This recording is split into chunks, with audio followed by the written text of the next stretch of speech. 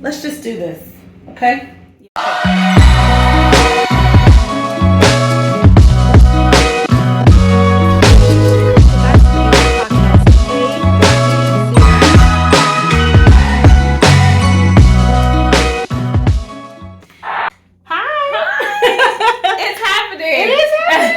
Welcome to the VL65 podcast. I'm your host, Victoria. I'm joined by this beautiful guest of mine. Please introduce yourself. Yeah, Aundrea Cline-Thomas, new entrepreneur, brand new baby entrepreneur. I love it. Yes. And baby entrepreneur, like, how did you get there? What's your business? What are you doing? Yeah, so I have a business called Mountain Corp Media, and the goal is for it to be a media company. Right now, I'm working on different projects. I produce a show on cable and working on other projects as well. I'm taking it step by step, but that's the goal. Yeah. I love it. Yeah. Just for the listeners, we were introduced via a mutual friend. Yeah. So shout out to Nia. Shout out to Nia. He's like, oh yeah, Vic, I have a friend who's starting a podcast, and I'm like, I want to talk to you, and I'm like, talk to me about podcasts? Okay, sure. And then we chatted, and it just connected on just some of our experiences, and so.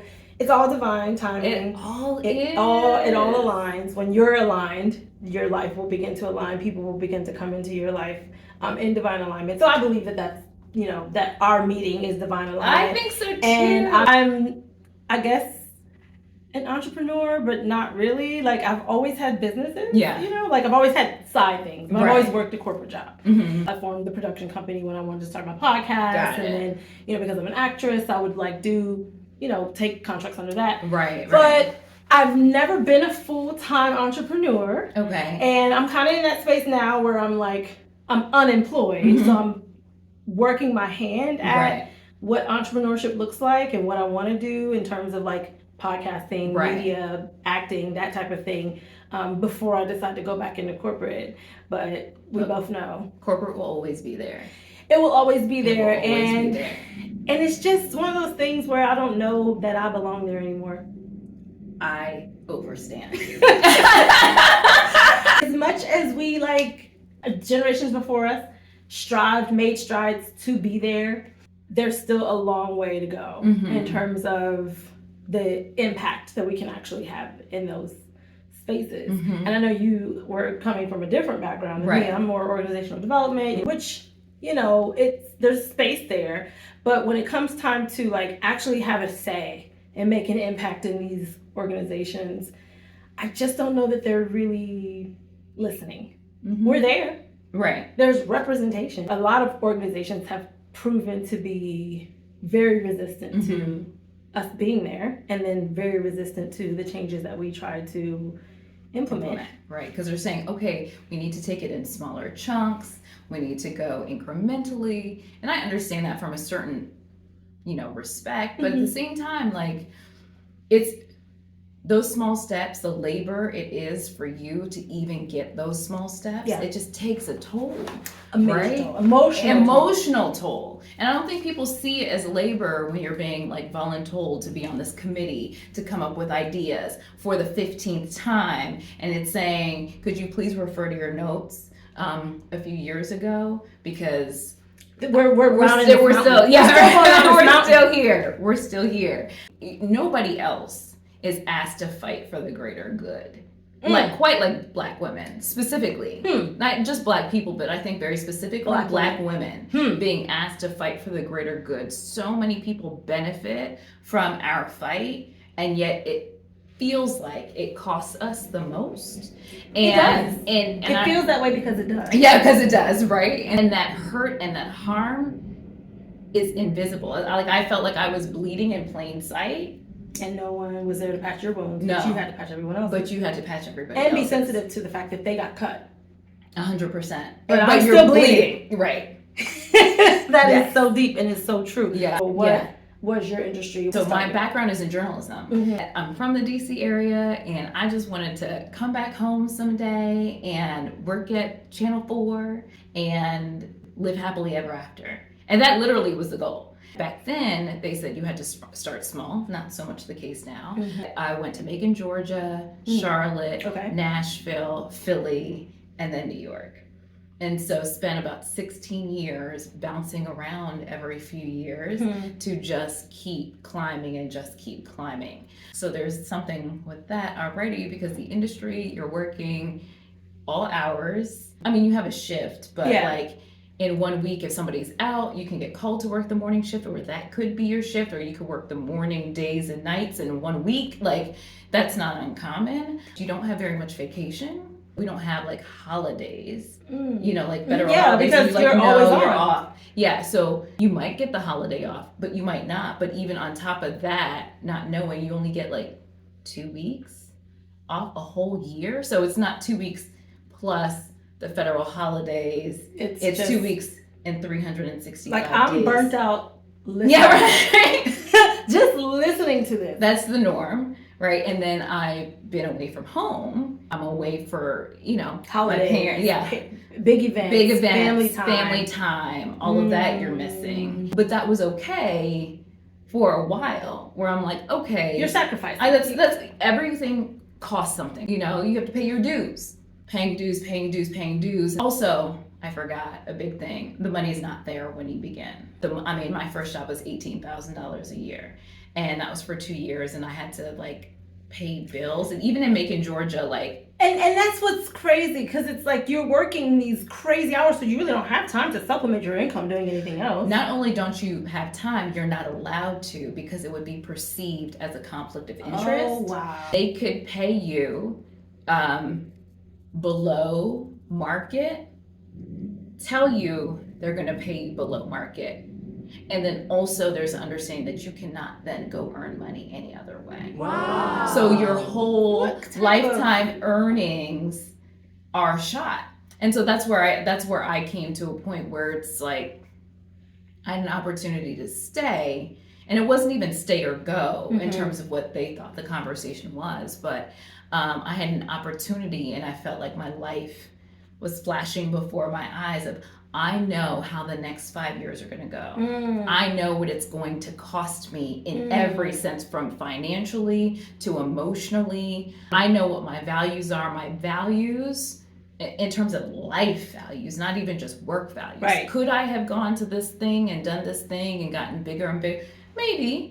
They told me that there was a path for me to do that, but at what cost? At what cost? And I already was, when I walked away, not in a good emotional place. And it, you know, a lot of people say like it's COVID and it's burnout. No, it's not COVID. It's not burnout. It's how it was. It was the environment that was created and what it does to you. On top of all of that, it just really felt like oh, like she's having a moment type of thing, as opposed to, no, the ecosystem that was created that I was expected to function in was not functional. It was not functional. In fact, it was harmful in terms of the load that I had to carry. How much more was that toxic environment exasperated by you being a Black woman?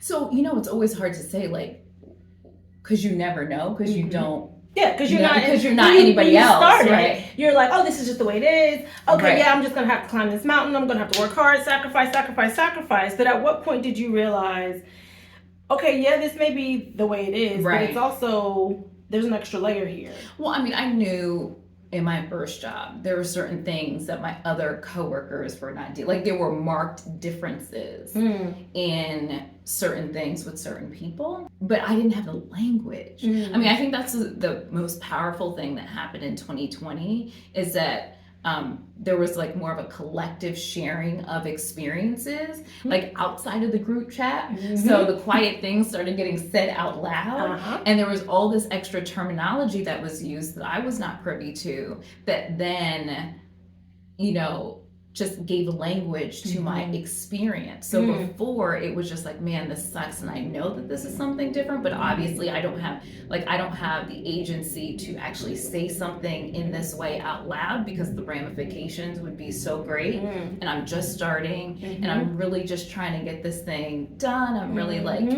want to serve the people. I want to do all the things. And you want to be representation. You want to make people proud, not realizing the effect that it's having on your overall well-being. In 2020, it did give voice to the issue that had been being pushed under the rug for so many years, for so long. Even though people in those spaces before us knew that it was there, they just didn't have maybe a way to explain exactly what was happening, or a way to really put into words exactly how we feel and why we feel that way. Now all of a sudden everyone's paying attention. They want to know, and understandably so, because to their experience, they don't experience the same thing that we experience at the same level. They didn't experience it at the same level. So then you have the interested parties who are like, no, I really want to understand what is happening. So we have all these listening sessions now, and then we're able to speak freely about experiences being in some of these spaces.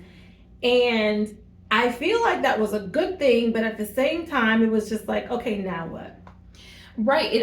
And also in the now what, not properly defining what progress is, should look like, and its measurements, right? And so I think that a lot of it got misconstrued for kindness. That's not what's being asked. That's not what we were asking for. It's not kindness, because I don't really go into workspaces honestly looking for I hope people are kind. You expect it. But I'm just kind of like, but I'm not necessarily, I'm looking for like productivity. I'm looking for all of us to fill our roles, but like warm and fuzzies are not what I'm asking for. I think that was a replacement. Being warm and fuzzy was a replacement for work. So, but I don't think that people understood that their attempts for kindness actually created more scars. You know what I mean? Yeah, because now it felt patronizing. Yeah. So for instance, in 2020 and 2021, I'd say I was the most visible in my career ever, because I'm a Black reporter. And well, we need you to do this, and we need you to do that, and we need you to do all this. All of a sudden but the thing is that, you're like, we're going to listen when you say something and, whatever. But I was always smart, and I was always good at my job. I didn't all of a sudden become that. But now it was seen. And that doesn't feel good. But it's an opportunity, right? So from my end, okay, but it's an opportunity, and I'm going to take that opportunity, and I'm going to make the best of this opportunity. Although they're new to the game, welcome. I'm going to take the opportunity, and I'm going to do all these things. And then my plate is full, and I'm looking over at my colleagues who have been here longer than I have. And their share of responsibility is nowhere near. And also, the added work does not come with added compensation. My thought leadership does not come with compensation. And so I cannot go to the utility company with kudos. Okay. If I could go to the grocery store with kudos, then give me all the kudos. Then let that be the currency of exchange. But we are in business, and business, is a financial exchange. We're in a capitalistic society. Absolutely. So let's not pretend it's not capitalism when we're having certain discussions, but then expect capitalism on the back. You know what I mean? Yeah. On the back end. No, I agree. No. The experience that you had with all of a sudden becoming visible, more visible to them. And it was like, oh, well, let's give you this because it looks like opportunity, which it was. Yeah. But it also looks like inclusion, and it looks like we're doing our part, right? For me, I felt like it was almost the opposite of that. I would not usually be the one to point out concerns or issues or speak up in the corporate setting. I would, like you said, outside the group chat. Yeah. It would be like, this is because this is happening, and this person's attitude towards me is really whatever. But I'm and do the work, right? But after there were all these listening sessions, and it was like, no, we really want to hear how you feel. Then I spoke up. I was like, well, if you really want to, hear, you asked. So here's the deal. Here's how I really feel. And then it became disagreeable almost, or like the whole angry Black woman trope. I'm not angry at all. Just pointing out what has been happening that has never been said. And I'm saying it very directly, and I'm saying it very clearly. And I'm telling you what also could help or what could change, but it's being received as combativeness. It's being received as just being disagreeable to the point where it actually did impact one of my performance reviews. And I didn't even bring it up but when it happened in my performance review, I knew this is bullshit. Yeah.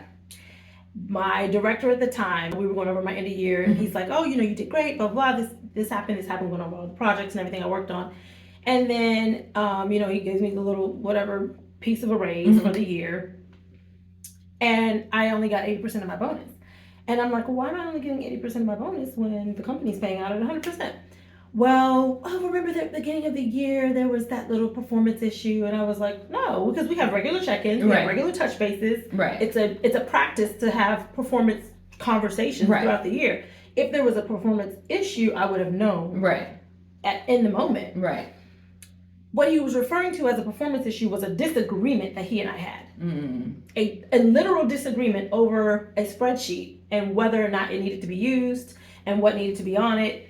And what I said to him verbatim was, I don't think this is going to be necessary for the client, but if you want to use it, go ahead. I'm not going to, I'll look at it. Right. But go right ahead and use it if you want to use it. He tried to prove his point to me as to why I needed to use it. Well, because this needs to go here, this, and I'm just like, okay, I don't see the point in it, but I get it. Right. We disagreed on something as simple as a spreadsheet, and you're now at the end of the year telling me that was a performance issue. That's when I knew that me speaking up, this whole, I love how vocal you are and how bold you are, you didn't love it. Right. I mean, it's centering them, right? And so if you speaking, the prerequisite for that is centering them, then we have actually not made any progress. Because now you're using your position of power to basically punish me for using my voice. Right. The exact thing you said you wanted me to do more, speak up. And it wasn't even something that was a major issue, but it's literally an example of you not being able to handle me when I speak up, because now it's seen as being disagreeable. We disagreed, so now I'm being punished because I did not agree with you. That's an issue for me. And at that point, I again didn't make a big deal about it. I could have gone above his head if I wanted to, but I was just like, for me, that was the moment that was like, oh, I gotta get out of here. Yeah, and I think it says something that you're not just saying, I have to get out of here. You don't know if corporate in its totality is right for you, because the concern is that if you go somewhere else, it's not going to be different, because it's not just the individuals, it's the institution. It's the institution. Yeah. Because that mindset that he had, that I couldn't have a different opinion, even though they encourage it. Right. As a matter of fact, one of the company's goals or values or core values was to challenge authority. Question authority. Right. That in itself is problematic, but because authority, even that word, but you know, right. You know, there's all these nuances. Right? Even that word, but it's like that's one of your core values, and when I did just that, I am being punished for that, and it's the institution. It put a sour taste in my mouth because it made me start thinking about everything that I was up against and everything that I would try to bring up as a point that would then be like, you know, or it's like a taboo topic, or like, oh, we probably shouldn't talk about that, and things that used to be taboo at work to talk about, all of a sudden there was space to talk about those things. But it's like, okay, let's talk about them and then say we did and we made room, you know, and we're making progress. We're gonna, you know, make this place an inclusive place. But you're just, to me, it was just like going through the motions. It's like you're not really listening because you don't really want to make that much of a disruption. And, you know, I think that people often think of this as a kind of like an emotions-based conversation, but it's a very tangible one because you lost money from that. And when we see the disparities in pay, this is how it actually happens. This is how it happens. This is the insidious way in how it happens. Like, obviously, there is an emotional side to this, but there is a systemic issue, and these are the ways that it shows up. For me, they wanted me there, they wanted to keep me, and they're like, you're great, you're amazing, but in a capitalistic way. What value is it adding to me? Yes, it's like in this business arrangement, you get more work out of me. What what do I get in return? This is what the market dictates, and we are not at what the market dictates. We are not. In the negotiations. Mm-hmm. The emotional side for me was I worked so hard for so long and made all these sacrifices along the way. It was more of me talking to my 17-year-old self who decided, that's when I decided I wanted to be a journalist. It was me talking to my 24-year-old self when I got my first on-air career and I decided to go hundreds of miles from home, live in a very small town and make $18,000 a year and not be able to afford 3 square meals a day. Did I do that to then 16 years later have to have the same conversations of value? And it'd be one thing if I felt like I would just have that conversation in isolation. I just knew that if I did not walk away now, I would be having that conversation 5 years from now. 5 years from now. I walked away with nothing tangible. I walked away with a lot, you know? Everything, right? And I've been doing a lot of work and preparing for the moment I was going to walk away, because we talk about these situations, but it's not an isolated, it's a cumulative. Yes. It's cumulative. Yes. For me, my focus had been for years, how can I create an ecosystem where I can jump when necessary? I don't know when it's going to happen, but I had seen it happen too. They can love you today and hate you tomorrow. We see it all the time. You're literally replaceable. You are replaceable, and they do everything to make you recognize that, even in the nicest of places, right? But you just see it happening over and over again. So I wasn't going to be like, that'll never happen to me, or I'll be the good employee the whole time. Like, no. That's just not even a thing. I wasn't, so I was just like, all right, how can I prepare? And there are all these little things that I kept doing because I didn't know how. I mean, it started with a question mark, but I approach my life like how I approach a story. It's like I start with a question and I go find one answer and then find the next answer and find the next answer and find the next answer, right? To give me the agency to even jump. I had the foundation set. I had the network set. I had money in the bank. Good for you. That allowed me to jump.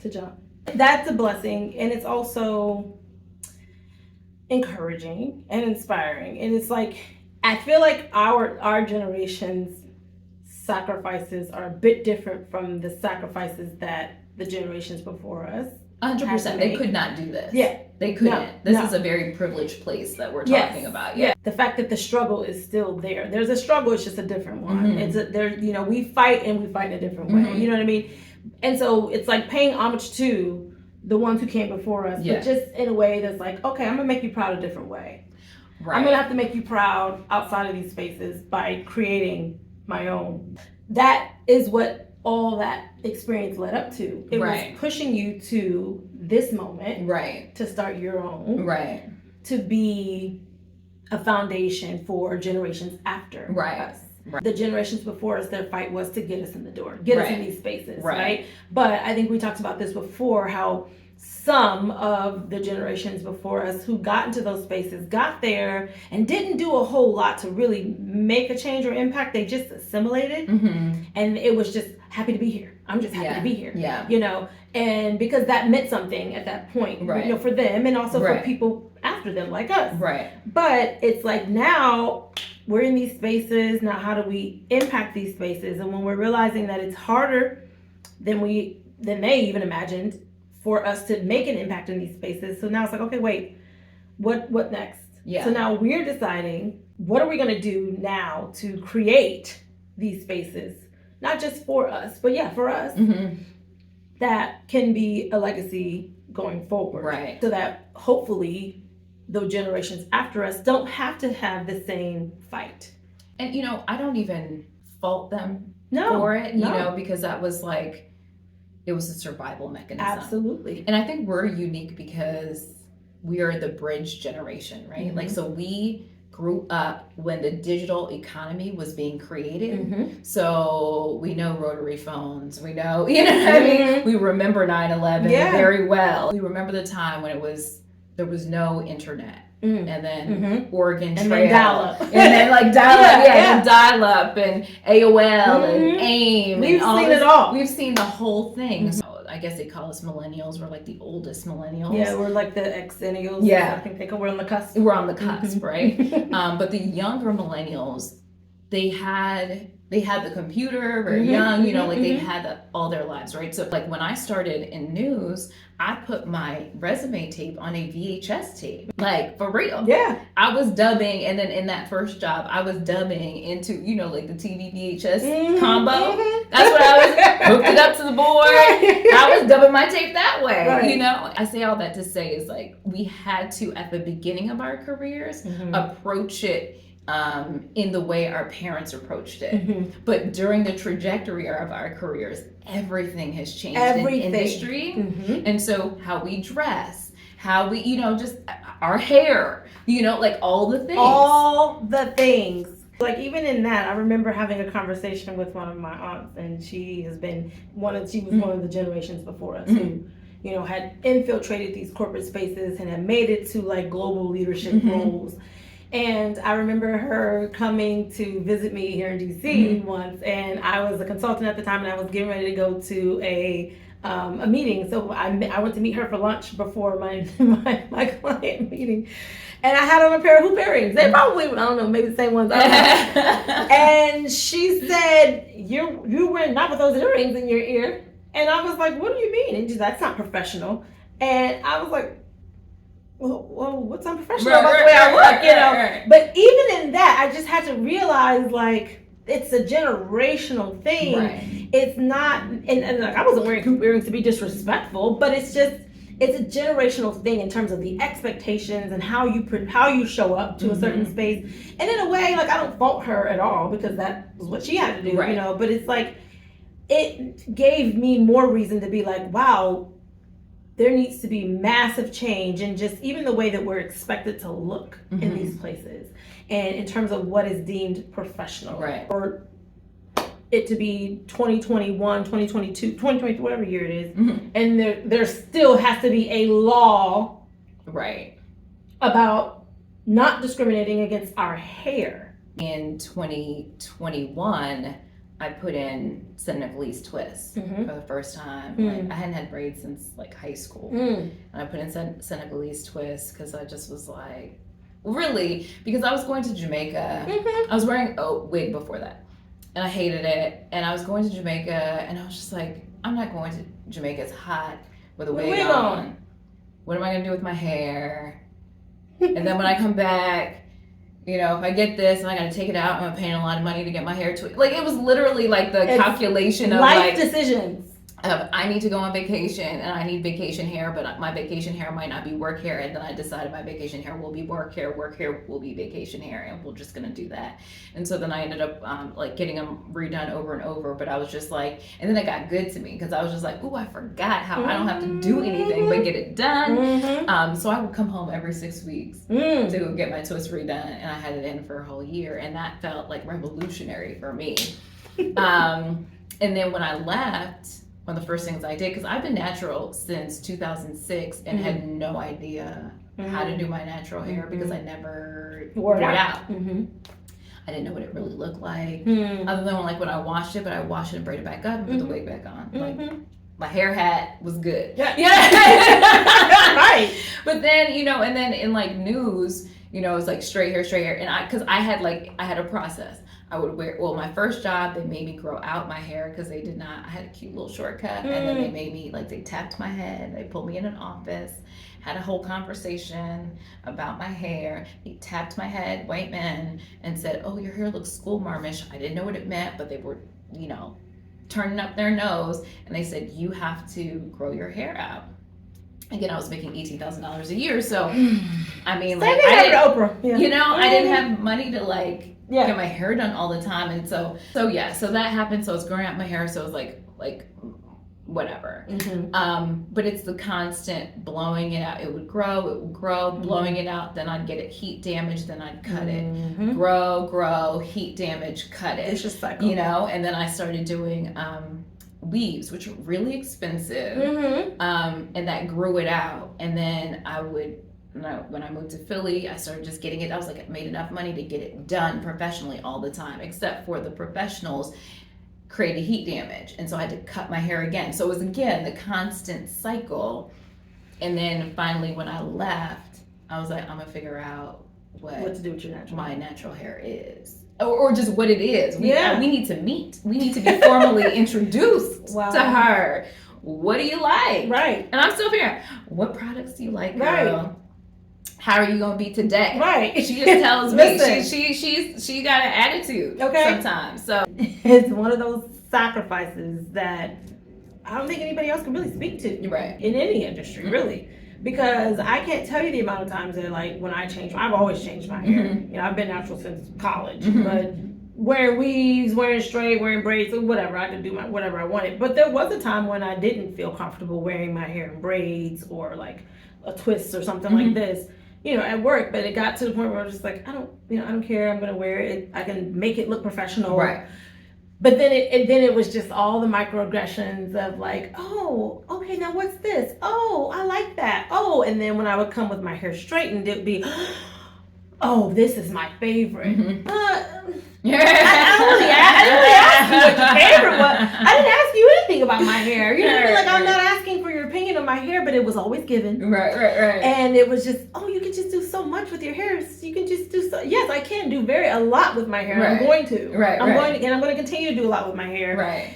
And you don't have to comment on it. Right. I don't care if you like it. But it's that. It's like those that it's still happening. And I know this conversation has been had and it has been, you know, had more frequently over the past few years. But it's one of those things where, again, this is our plight. This is the fight that we have. But then the revolutionary part of it is not just showing up as your full self and, you know, hoping that we remain safe in these spaces by just showing up as our full self, speaking up. Even when we're being encouraged to, you still have to find a way to speak up in a way that's not offensive to them or that doesn't feel, you know. Right. It's a mental calculation of everything, right? It is. Now it's like, bump this. I have the knowledge. I have the wherewithal. I have the skill. I have the education. And in some cases, you've been saving up. You have the funds. So it's like, let me take this leap. And now you are doing you. Yeah, I'm doing me. And so what does that look like? I'm excited for you. What does that look like? So I'm still defining what that looks like. But I will say the day I quit was not the day I left. So I had to stay for another month. Right before I quit, and what also moved me to quit is that I had applied for another job, just outside, just like, I don't know what it is. I just know this can't be it. Like this can't, I kept on telling myself, this can't be it, this can't be it.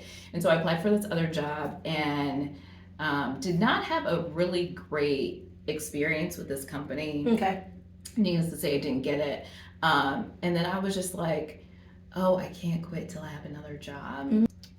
I just felt like I had spent so much of my life waiting for other people to tell me yes. And I just felt like my life was on hold and that there were very serious things that I want to do with my life, and I would not be able to do it with the current structure that I had, like have a family, like, you know, just certain things like, you know, my parents are older, be with them even more. And I'm with my parents, I'm with my parents more than most of my friends. Like the people who I know who are with their parents as much as I am usually have small children. And to not have any kids, like my family, we are blessed in that we really get along and we're just not taking time for granted. We've just lost so many people that I just know my parents aren't going to be here forever. I sacrificed all of that at the beginning, and I didn't get to the point that I felt satisfied with or that I had anything to show for it. Yes, I have awards. Yes, I did all the things. I checked all the boxes, but that didn't ultimately change my life in the way that it would have maybe in another industry of moving up the ladder. So after I told myself yes, I say I quit, but I also in that moment was telling myself yes. The next week I got a contract. I just really felt like God was just like I'm just waiting for you, because I'd been on my mind and my heart for a long time, right? And I was trying to make it work. I was trying to make it work within the system. But I was getting worse, right? And like really, really bad. But I was still trying to make it work because it's not good to do this and this. And I'm in a place where a lot of people want to be at, and people are cheering from you from the outside because everything looks lovely outside. But the next week I got a contract, literally really quickly. Applied for it at the beginning of the week, saw it on LinkedIn, and the girl that I had met before didn't even know that she had changed jobs for this place. Said, hey, we need some freelancers to do something for this like reputable company. Great. By that end of that week, I already had the job. Contract signed. Knew I was going to get money. So I was like, whew, I'm going to get some money. And then a friend who I'd been telling, I'd been thinking about this, she was just like, have you quit yet? She was like very encouraging, right? Like another Black woman had her own corporate story. When I say I overstand, she said that to me, right? Like that's the thing, is that's why our group chats are so powerful and edifying and necessary for your sanity, because everybody will say you're crazy or this and that. And you start to feel that like way. You are. Yes. You start to feel like, for me, I almost felt like, am I being ungrateful? Yeah. Like, I should be grateful that I'm in this space. I should be grateful. Maybe I should tone it down a little. It's trying to suppress a boiling pot of water. Yes. And it's boiling over. And it's like, but somebody just needs to turn the heat on. Yeah. Yeah. And it's just, it's mentally exhausting. It's exhausting. It is amazing how, like, God is listening to us, right? He's listening. And I even said that, I was like, okay, so you clearly listening. But then he'll give you a push too. Like, all right, like you said, he's waiting on us a lot of times. For me, it's always a situation has to be like untenable, right? Because I'm a stay. Like my grit, girl, is. It's like we are hard workers. Yes. Like I believe in work. I like to work.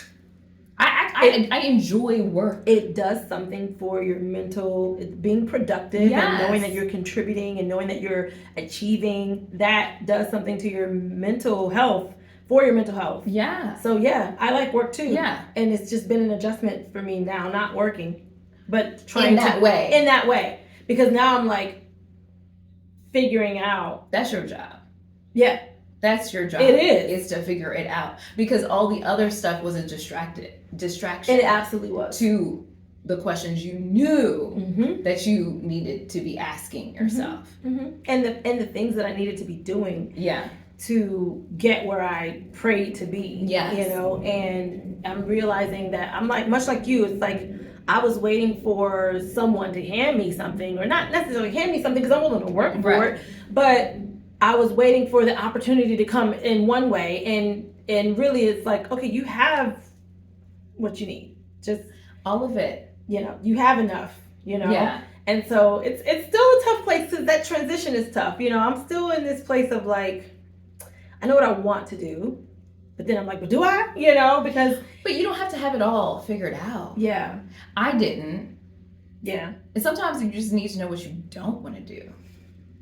And I definitely know. Like, that's a hell no. You know what?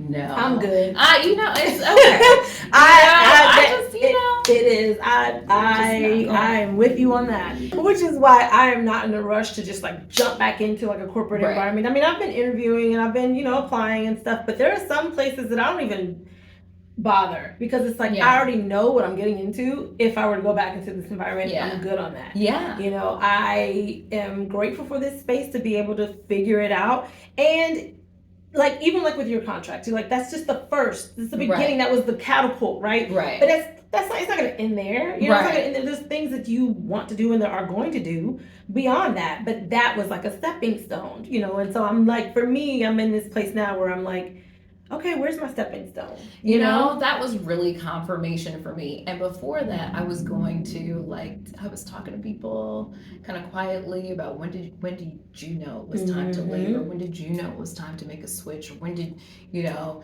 and one lady said, well, when you start asking those questions, that's when you know. That's the answer.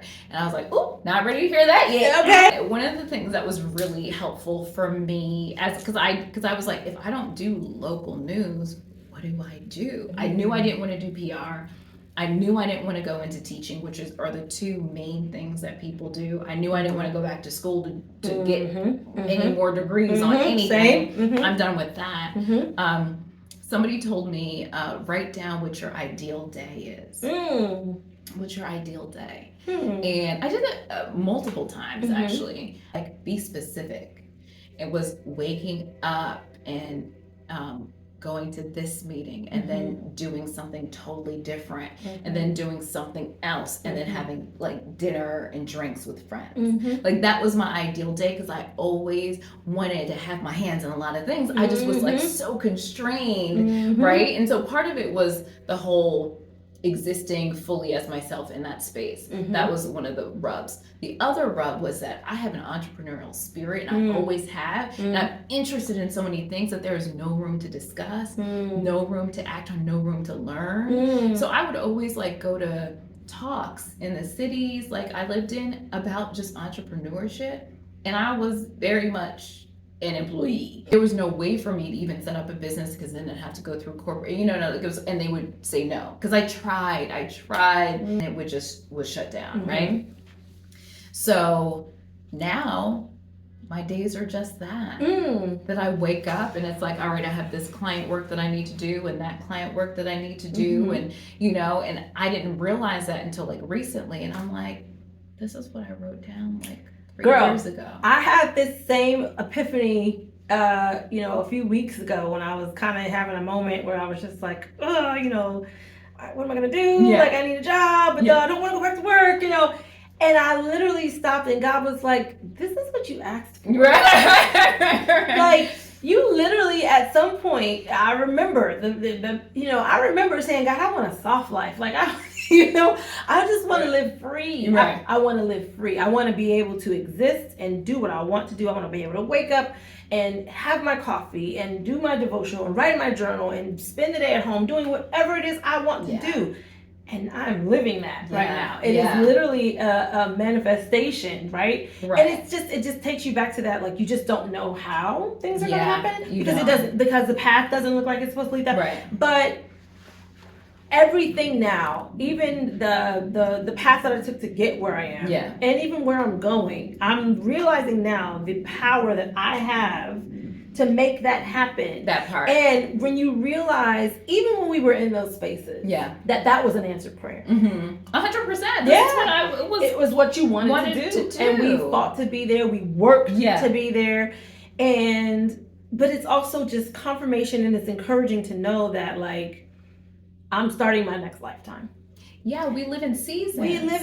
And we've had, like, it's like, and I can speak to all the experience that I've had in different various corporate settings and various just jobs even before that, but also just like you said, the external things, the things that feed me, that feed my passion, that I'm interested in. And one of the things I always, like, even being in organizational development, that I speak about whenever I'm like working with employees and career development, it's something I learned being a consultant at Deloitte, is that your strengths are not the things that you're good at. Your strengths are the things that drive you, give you passion. So you can be not that good at your strength, but that's the thing. You can build up skills, and you can build up to become great at those things. And your weaknesses are the things that train you. You could be really good at something that is a weakness for you. Right. So you were really good at being a reporter. You were really good at, but after a while it started to drain you. It started to deplete you. It did not energize you the same way. It became a weakness. Someone's strength could be singing. They're like, I really love to sing. Maybe they don't sound that great, but it's something they can go and get, lessons for. They can build that skill, but singing makes them feel free.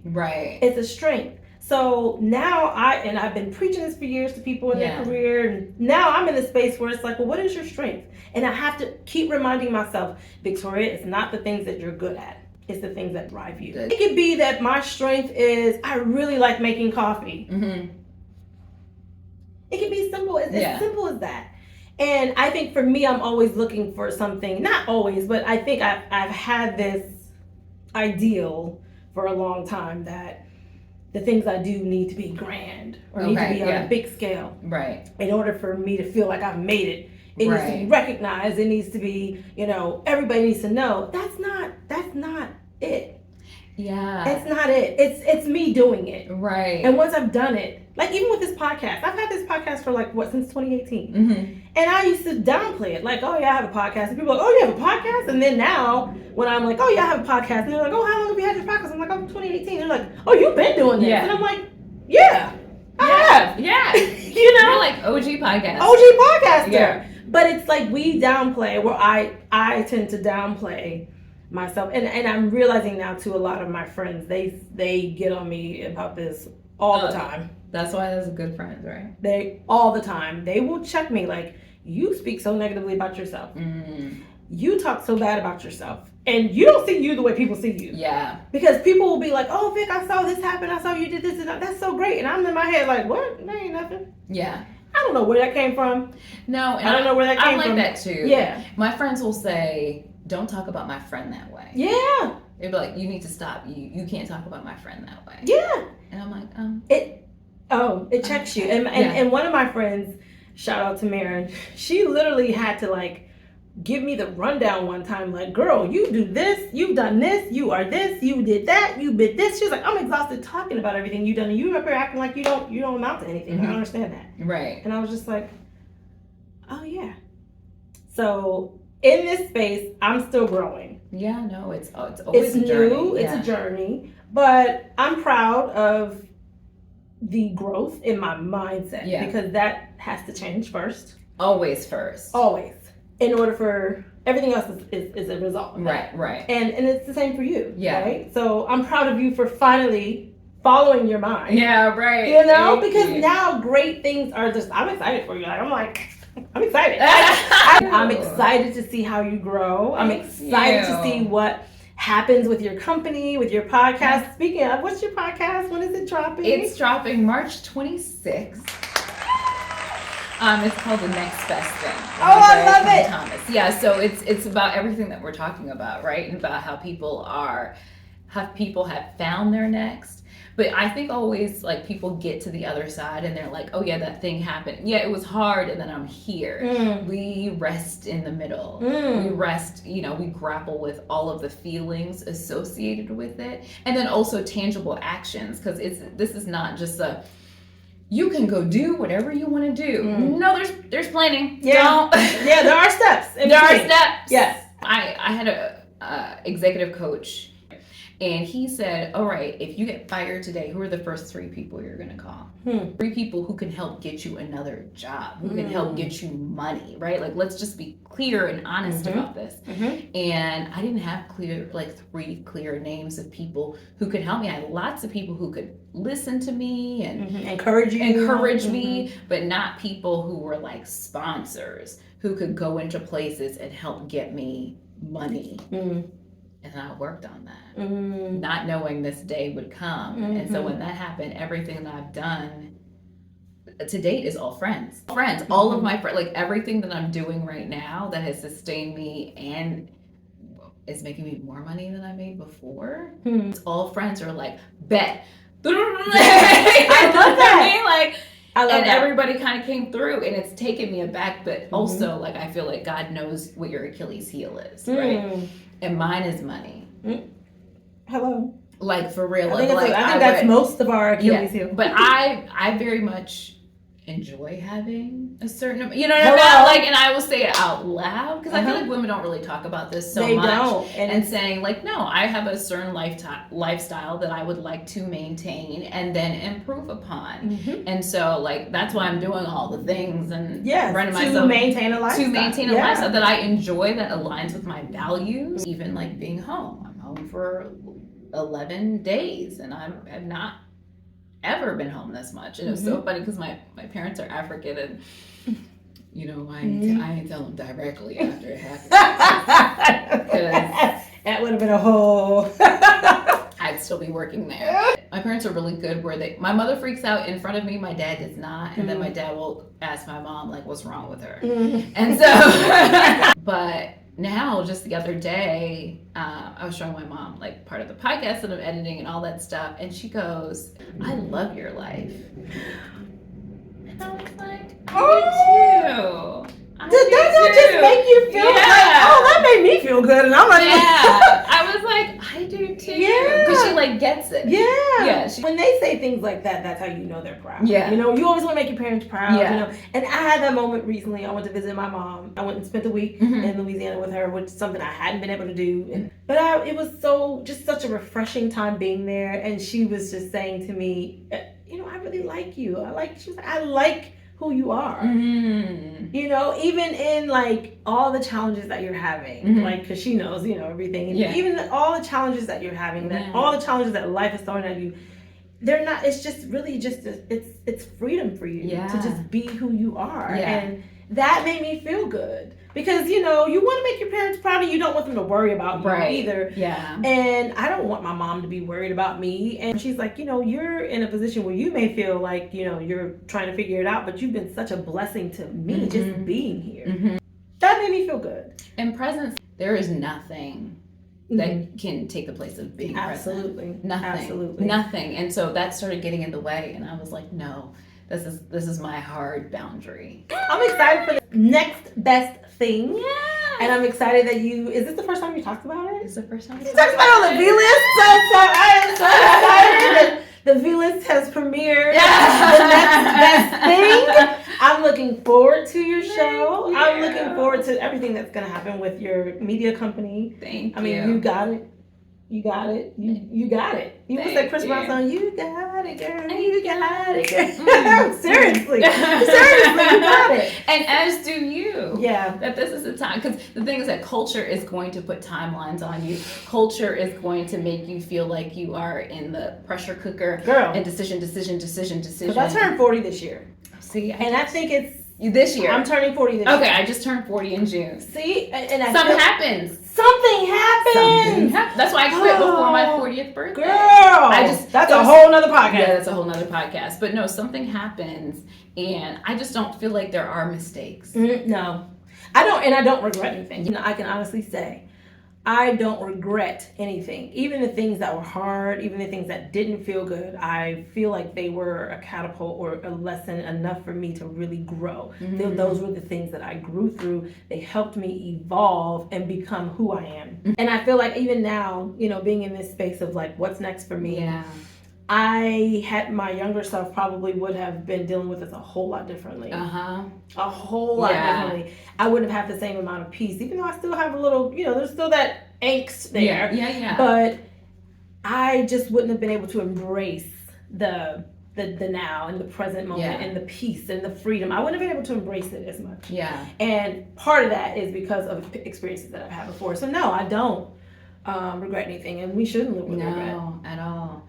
That's what I just hope people take away is that, especially Black women, like you do have agency, even when you're in these places and you're not feeling fully valued in, you know, in word or in compensation or any other way, right? You still have agency. Like no is an option. If it's not this, it will be something else, because we are groomed and raised to do extra.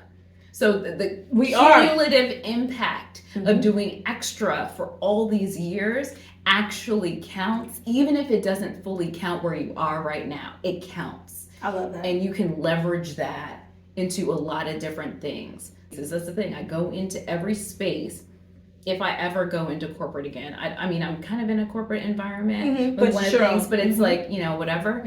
But if I ever do that Monday through Friday, whatever thing again, I'm going in with a completely different mindset of this might last this amount 10 of time. years, it might last 2 months, and I'm fine with both. I'm fine with both. I'm fine with either. But the other thing that someone said to me, you know, when you get your next, you know, opportunity, whether it's going back to work, she was like, you know, you keep in the mind frame, you don't work for anyone, you work with them. And when you go, even if you're hired as an employee at a company, you work with them. And that keeps you in charge of your career. That keeps you in charge of what's next and how long you're going to stay, how much you're going to make. In partnership. We have a contract. We have agency. Yeah, we have agency. Yes. Yeah. So I love that.